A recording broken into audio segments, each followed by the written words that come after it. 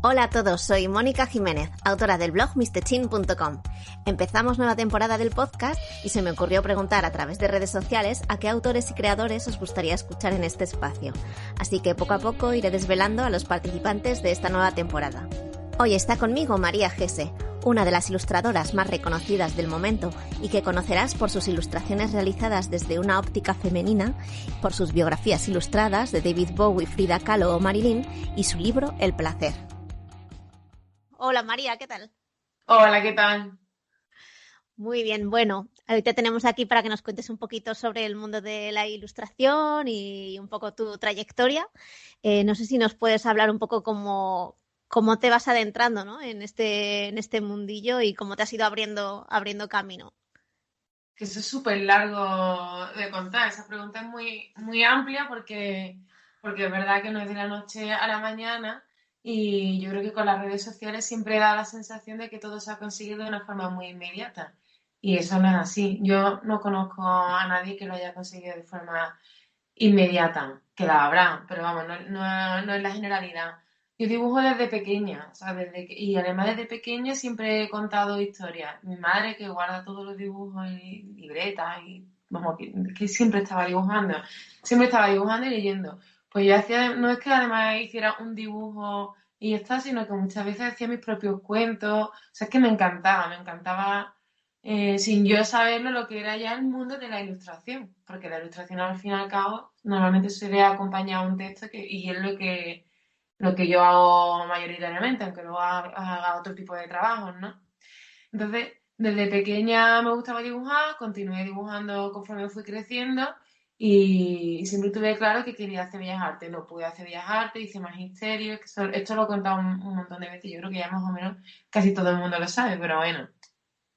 Yo hice magisterio con la idea de que en un futuro haría bellas artes cuando pudiera, porque ya te digo, cuando me tocó hacer la universidad, por distintas circunstancias no pude hacer bellas artes. Y estuve preparando incluso oposiciones para ser profesora. No era feliz así, dejé las oposiciones y entonces ya estudié, es verdad que una carrera no, porque yo tenía 28 años y empezaba una carrera de 4 o 5 años, me parecía como que no era el momento. Hice un ciclo de grado superior de ilustración que era la especialidad que más me gustaba a mí y a Ujú. partir de ahí, pues nada, un trabajo muy lento y muy progresivo de búsqueda de trabajo, abriendo muchas ramificaciones en las redes sociales que en esta época es tan importante y bueno, es verdad que cuando yo empecé, por ejemplo, yo el libro de Frida cuando me salió, tenía muy pocos seguidores, ¿no? Y no fue un libro que me saliera precisamente por los seguidores, sino que yo mostré mi portfolio y la chica que lo vio le gustó.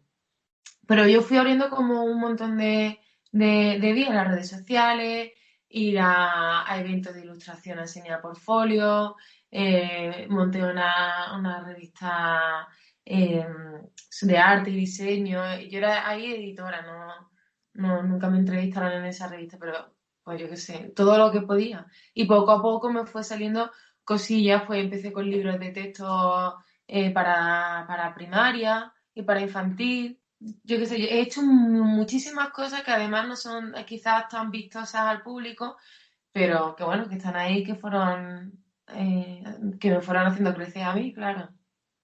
Oye, vamos a tener que pedir a tu madre que comparta esos primeros cuentos ilustrados tuyos de pequeña, si no los has compartido ya alguna vez. Y luego lo de los libros de primaria y eso, sería muy curioso, desde luego.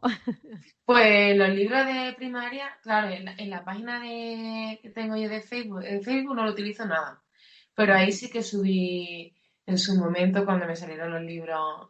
Aquello, la verdad es que veis esos dibujos y no tiene nada que ver con lo que yo hago ahora, claro, mi forma de dibujar también ha ido evolucionando.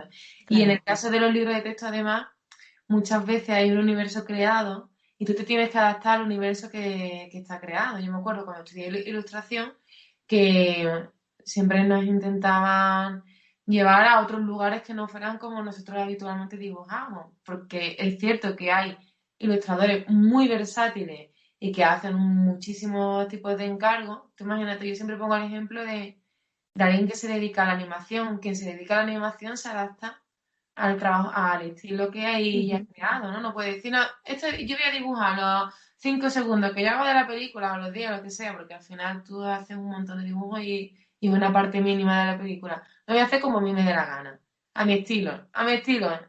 No lo puedes hacer, claro. Claro, claro. Enseña, Dependiendo del encargo, hay que adaptarse, desde luego. sí, sí, sí, te enseña la versatilidad y yo empecé trabajando con esa versatilidad y paralelamente iba investigando pues también cómo, o sea, cómo encontrar mi modo de expresión particular o personal o incluso egoísta de alguna manera, porque a mí me parece muchas veces que cuando hablamos de nuestra forma de hacer o de contar lo nuestro de dentro es como algo muy de alguna forma muy ególatra, me parece, ¿sabes? Como, no sé. Bueno, al final es crear un poco vuestra identidad, ¿no? Que yo creo que es importante también para diferenciaros.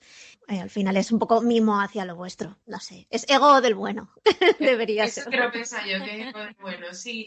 Bueno, yo creo que de alguna manera sí, porque sí que es verdad que a lo largo de la historia, bueno, quizás antes no, porque antes el arte era a disposición de la corte y eran retratos que y contaban, ¿no? Lo que ocurría en la historia, pero sí que hubo un momento en el que el arte se llevó a otro plano que era el de la expresión de lo humano, del sentimiento, de la crítica social, de millones de cosas, ¿no?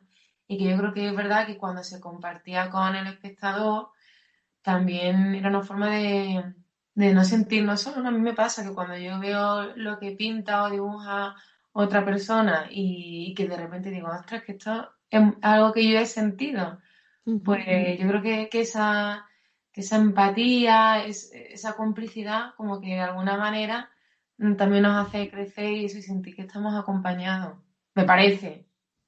Entonces, tu primer proyecto así como profesional, ¿cuál dirías que fue? Claro, es verdad que lo de los libros de primaria entiendo que sería como una forma de meter cabeza, pero un proyecto como más tuyo, ¿cuál dirías que fue el primero? El primer proyecto más mío no lo conoce nadie porque yo cuando publiqué el libro de Frida, que es el que me dio sobre todo a conocer, pero bueno, ese era el quinto libro que yo publicaba, el libro de Frida. Lo que pasa es que había publicado 4 libros anteriores con editoriales muy pequeñas de Sevilla. El primer proyecto mío personal es un álbum ilustrado que yo hice como proyecto de fin de curso de ilustración que años después lo publicó una editorial muy pequeñita que era En busca de Nicolás. Muchas veces pienso, ese libro igual podría como darle una vuelta y volver a dibujar y a ver qué ocurría. Que no fue el primero que se publicó el segundo, lo que pasa es que ya estaba hecho anteriormente. El primer libro que yo publiqué fue una guía ilustrada para niños de Sevilla. Eso fue lo primero que yo hice. Bueno, bueno, ya veo que alguna coleccionista o algún seguidor de tu obra se va a poner a buscar esos libros o esa guía.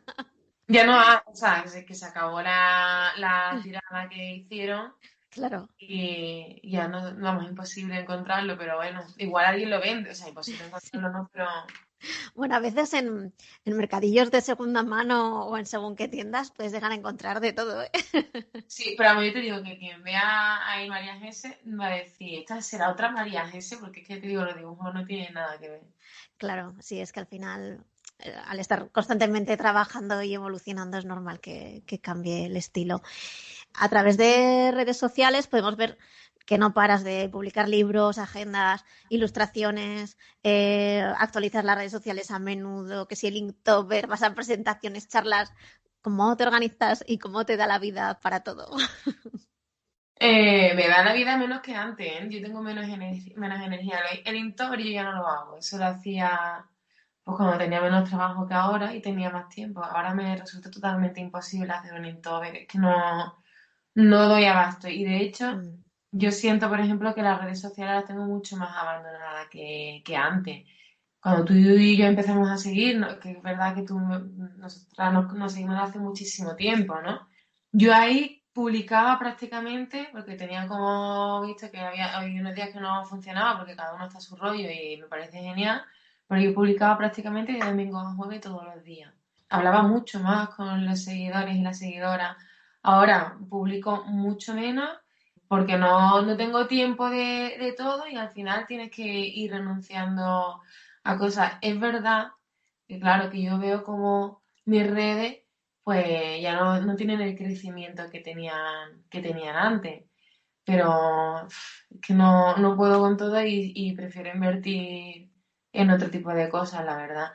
Pero vamos, que no me da la vida, ¿eh? O sea, independientemente de eso, aunque yo ya no haga Inktober y haya renunciado, porque al final tienes que elegir dónde inviertes tu energía y tu tiempo, em, no me da la vida, vamos, no me da. Bueno, si te consuela, no es la sensación que da desde fuera, ¿eh? Para nada. Da la sensación que continúas, bueno, vamos, que eres súper activa y que estás constantemente en movimiento. Y bueno, igual sí que has bajado un poquito de publicar, pero vamos, no es algo que se note así aparentemente, la verdad. Continúa ahí, o sea, claro, intento mantener viva las redes porque al final, pues sí que es verdad que las redes a día de hoy ayudan. A mí no me ayudan quizá a publicar libros porque eso ya lo tengo estabilizado y sí que es cierto que yo creo que a la hora de comprar un libro no es tanto por cuestión de seguidores, sino que son otros muchos factores, pero bueno, sí que es verdad que luego hay trabajos que se hacen para marcas y tal, y que bueno, que siempre es un apoyo. Sí, lo que pasa es que es verdad que si estás concentrada en sacar un libro o un proyecto más grande, las redes sociales quitan tiempo al final y desconcentran. Entonces, es un tema que han comentado muchos autores como que se tienen que organizar el tiempo que dedican, porque es que si no al final es un robatiempos, ¿no? Hay que buscar un equilibrio, Sí. ¿sabes? Pero bueno, o sea, yo sé que las redes se critican muchísimas veces y yo también a veces estoy que me canso, ¿sabes? Pero yo creo que la red también nos ha dado mucho, porque es verdad que antes, para que tu trabajo lo viera la gente, necesitabas de un intermediario que dijera que tu trabajo era bueno y creyera en él, y que y si no conseguías que ese intermediario creyera en ti, nadie lo Ujú. creía. Y ahora tú lo puedes mostrar y hay gente que lo ve y que lo juzga y que decide pues si quieres seguir viéndolo o no, y luego pues comprarán tus libros. Bueno, yo creo que sí que es verdad que es un apoyo Mm. y que es parte de nuestro trabajo. Hay que asumir que a día de hoy, por cómo funcionan las cosas, es una parte más de nuestro trabajo, está claro.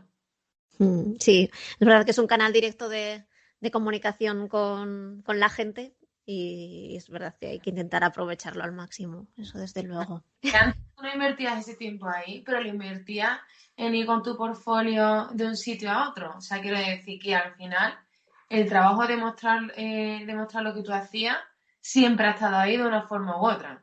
Que volviendo al tema de los libros que has editado, en este caso, por ejemplo, los de Bowie, Frida Kahlo o el más reciente, que es el de Marilyn, son biografías ilustradas. ¿Cómo es el proceso de hacer una obra así? Porque entiendo que, claro, te tienes como que adentrar mucho en la vida de cada persona, ¿no? Y no sé, cuéntanos un poco cómo se prepara una obra de este estilo. Yo empiezo primero documentándome muchísimo, leyendo todo lo que puedo, porque claro, primero tienes que comprender el personaje y es verdad que mis libros no son una tesis doctoral, ni tengo la posibilidad, o bueno, igual si me lo ocurra si tuviera mucho más tiempo, pero de acceder a archivos y, o sea, al final mi documentación es a base de leer libros que ya están escritos, seleccionar qué contenido quiero contar de todo lo que se ha contado, porque lo mismo, lo mío es un libro ilustrado. Al final es ficción de alguna manera, está narrado siempre en primera persona. Yo con Frida decidí narrar en primera persona porque ella contaba siempre su vida desde lo más íntimo a través de sus cuadros y me parecía como que era el proceso natural. Y lo que me di cuenta con esa fórmula es que de alguna manera hacía como que el lector y la lectora conectara más con el personaje y de alguna manera también que te lo creyeran más. Fíjate. No es Ujú. mentira, o sea, es mentira, no es mentira. Yo intento contar lo que creo que ocurre de verdad, que está documentado. Lo que pasa es que muchas veces esa documentación entre un libro y otro se va contradiciendo. Yo intento afinar lo máximo posible, pero bueno, que cuando hablamos de las emociones, que al final estos libros siempre intentan retratar la parte más emocional y más personal y no tanto lo más visible, ¿no? Claro. Pues ahí sí que hay una parte que yo me invento, porque estoy jugando a ser ese personaje. Pero es muy guay, es muy bonito porque sí que llega un momento en el que como que tú te transformas, o yo me obsesiono, ya me cuesta mucho trabajo desconectar cuando lo estoy escribiendo. Llego como a empatizar muchísimo y a sufrir, ¿no? Por ejemplo, con Marilyn, que tuvo una vida tan trágica, ¿no? Lo pasé fatal, le sufrí muchísimo.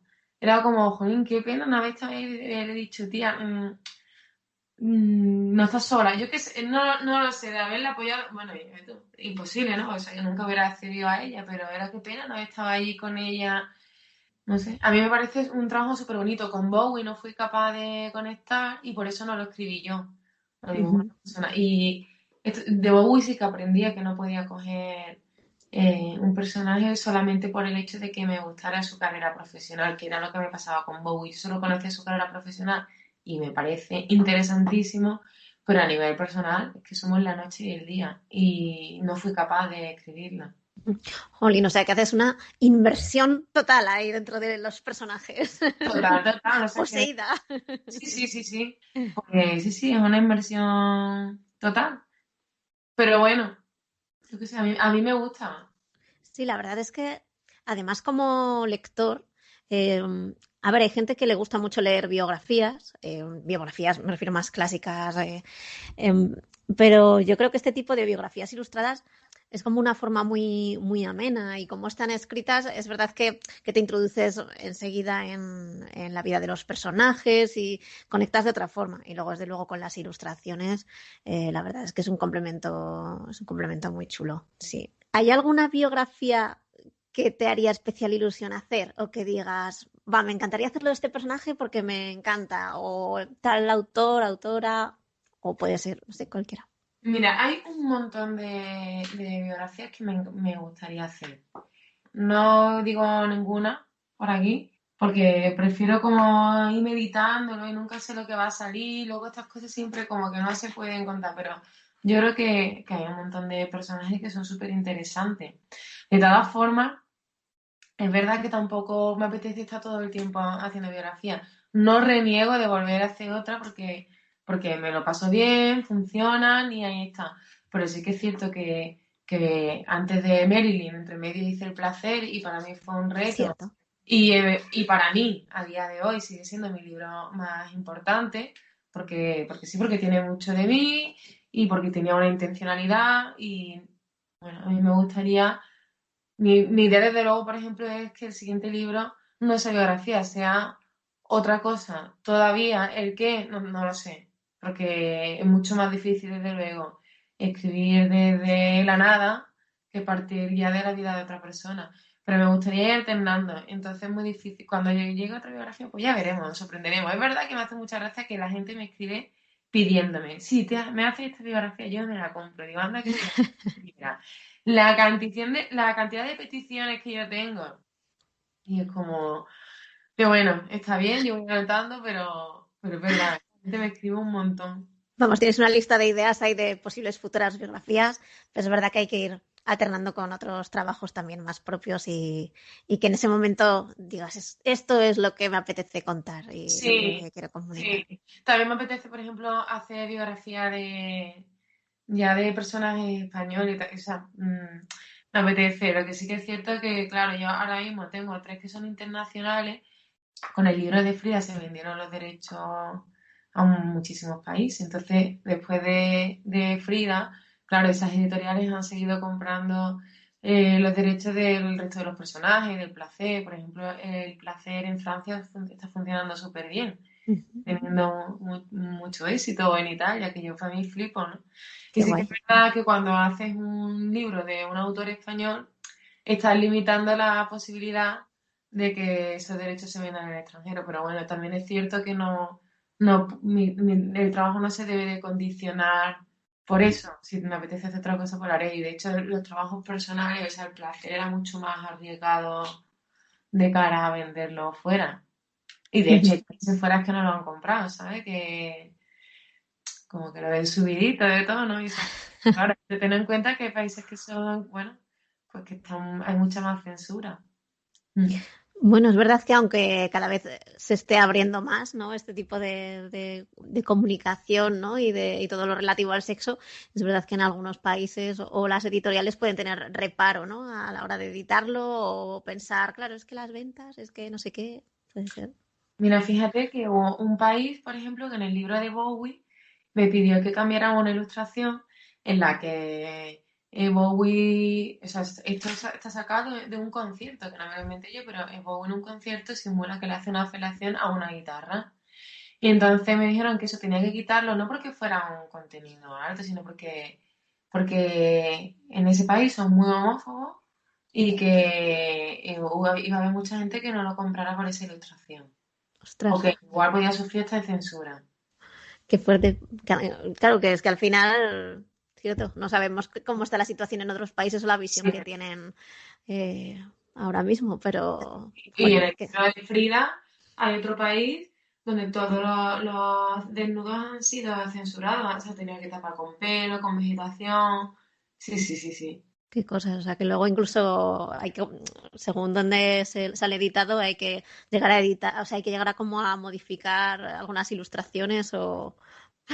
Y claro, ahora, claro, has tenido, imagino que, ay, perdón, imagino que habrá llegado un momento que has como dibujado prácticamente de todo, ¿no? ¿Hay algo que consideres que es un reto dibujar? Por ejemplo, siempre se dice las manos, los pies, una perspectiva así como desde abajo o algún tipo de animal. ¿Hay algo que digas, mira, esto es Mira, lo que más odio dibujar?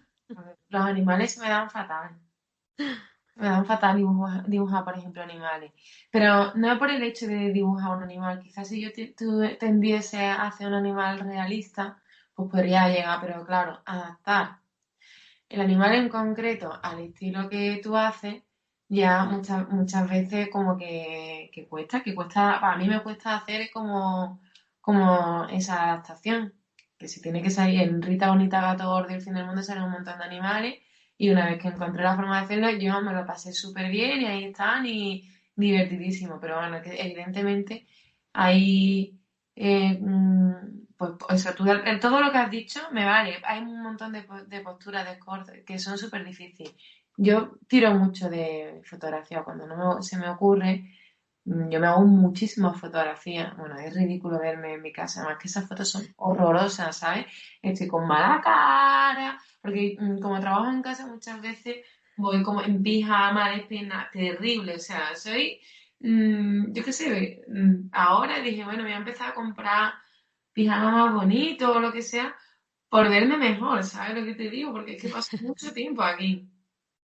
Tiro de fotografía para muchas veces cuando no me sale algo, claro, hay veces que no, que sale y ya está. Y luego, por ejemplo, toda la escenografía también la odio hacer. En el libro de Sevilla hay un montón de edificios. Cuando hacía libros de texto no me quedaba más remedio, además había un montón de perspectivas y eso lo odio. Lo odio, que si lo tengo que hacer, lo hago. Pero es verdad, como que yo, vamos, que si lo puedo evitar, no me gusta. Sí, sí. No, es que desde luego, sí, dibujar edificios, hay también, o bueno, lo que comentas de de los animales, es que claro, aparte de que se reconozca el animal y tal, obviamente, es que es adaptarlo como a tu estilo y hay como un proceso por ahí detrás curioso, desde luego. Sí, yo a veces lo reconozco, digo, a veces soy como muy comodona, ¿no? Y está guay que cuando me hacen un encargo donde tengo que salir de mi zona de confort, pues, pues luego me alegro, ¿sabes? Digo, esto que he aprendido o a lo que me he retado, yo por ejemplo dibujo mucho más mujeres que hombres. Y por ejemplo hacer el libro de Bowie era un reto para mí. Ya hago hombres y feliz. De hecho hay gente que le gusta más incluso cómo dibujan los hombres que las mujeres. Y digo, flipa, ¿eh? Y era algo que es que antes me daba un coraje, o sea, no me sentía cómoda porque como estaba acostumbrada, pero es verdad que yo creo que lo ideal es retarte continuamente porque si no, no crece. Hay que sufrir un poquito de vez Hay en que cuando. sufrir, hay que sufrir, sí, totalmente. A ver, igual es una pregunta un poco típica y es complicada de responder, pero ¿hay algún dibujo que consideres que es tu favorito? O que digas, mira, es que siempre tengo este de referencia, este nunca falta en el portfolio, o alguno Yo que te ya no sé guste por especialmente. favor, tío. En un futuro igual tengo que volver, pero en Pina, por suerte, es verdad que hace mucho tiempo que no enseño portfolio. No tengo dibujos favoritos, porque me he dado cuenta que con el tiempo los dibujos que son favoritos luego dejan de serlo. Ya. Había un momento en el que me daba pena, por ejemplo, poner a la venta un dibujo porque me gustaba, por lo que significaba. Y luego me di cuenta que esos dibujos con el paso del tiempo ya no significan tanto para mí, no me gustan igual. Y cuando lo vas a poner a la venta tiene también menos valor porque ya es un dibujo antiguo, ¿sabes?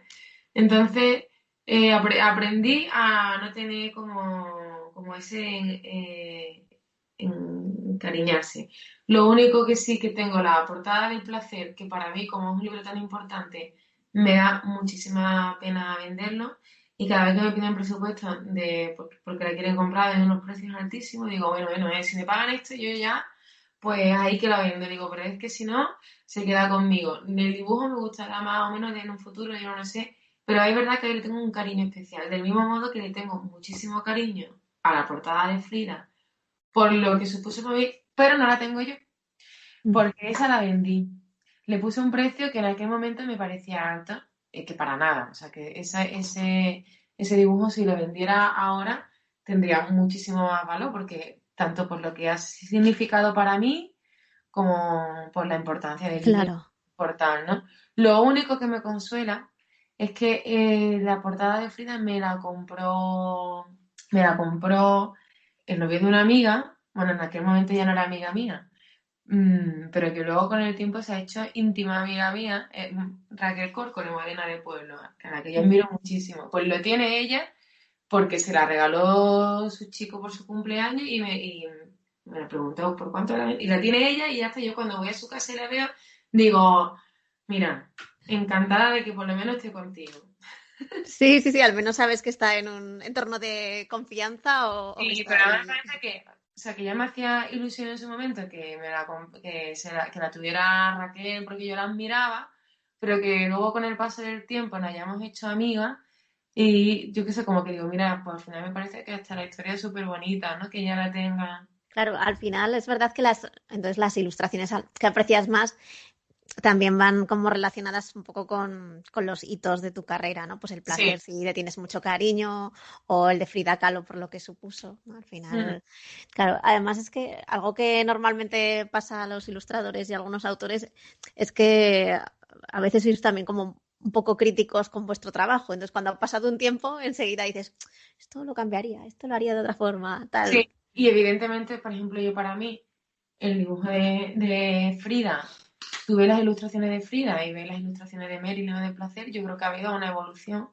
Y si yo volviera a hacer el libro de Frida, las ilustraciones serían diferentes. Pero yo no las cambiaba, porque es que es verdad que es un libro que tengo, o sea, que no soy muy crítica con ella, ¿sabes? Como que digo, bueno, en aquel momento dibujaba así, y es bonito ver también cómo ha sido el proceso y la evolución, ¿sabes? Para mí, el valor que tienen esas ilustraciones no es tanto la calidad del dibujo, sino todo lo que para mí ha supuesto. Y es verdad que luego hay gente que te dice, ¿por qué vende tan caro? Yo qué sé, a lo mejor un dibujo, una servilleta. Y a lo mejor, y ponle que tú pones ahí un precio, yo qué sé, 3.000 euros, yo qué sé, altísimo.